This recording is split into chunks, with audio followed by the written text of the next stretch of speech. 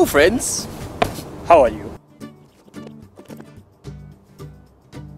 So today we are doing the Puma Archive Lite review. So a few years ago I actually used to be sponsored by Puma, and in my sponsorship with Puma they were generous enough to give me one pair of shoes, and the rest of the time I had to buy from them at a discount. So with my sponsorship with Puma, what I found was that they do not make such good stuff for freestyle.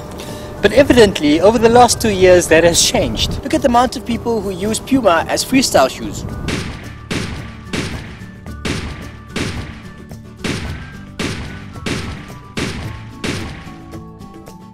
A lot of you friends have asked us about the Puma Archive Lite, so we decided to take a look at it.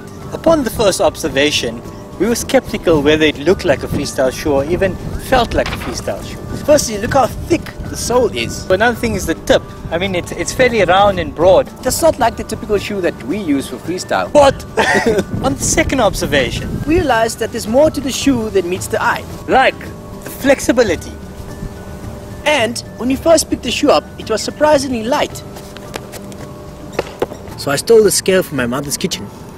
So we're going to weigh a few things just for comparison. First, the Gazelle, that clocks in at about 200 grams. Next, the Nike Bomber 2, which clocks in at 200 grams as well. The Puma Archive Lite, which clocks in at half the weight of those shoes, 100 grams. It's pretty much the same weight as 2 heavy socks.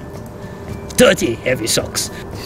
Look! You snip it then. I don't want to snip it. This thing is not accurate, but it does give you an idea of the weight.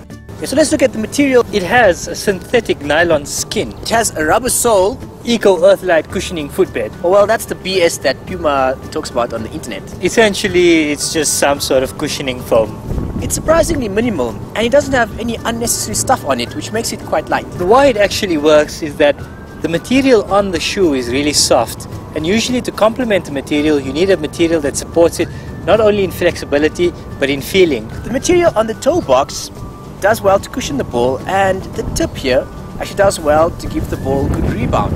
And what makes the shoe so comfortable is that the texture on the shoe is really soft, and in order to support that soft material you need a very flexible, soft material closing it off, and that's where this foam comes in. In terms of grip, the shoe is pretty good at block, but in certain areas it does lack. Such as if you want to try and use this shoe to play football on grass, don't do it. Also things like AstroTurf, artificial grass, anything that is green.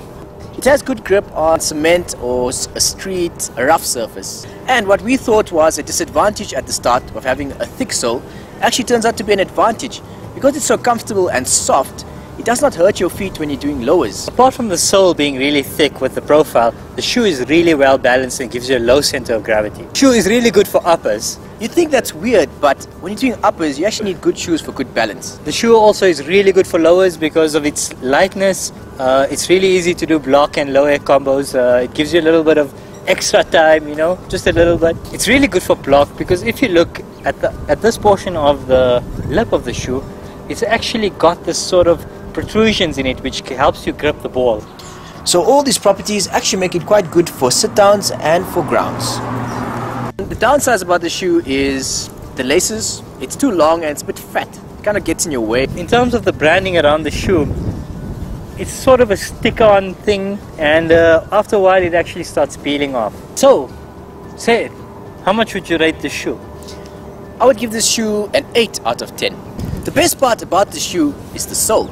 Look at how wide that sole is. I mean, when you're doing sole stalls, it's almost like balancing a ball on a table tennis racket.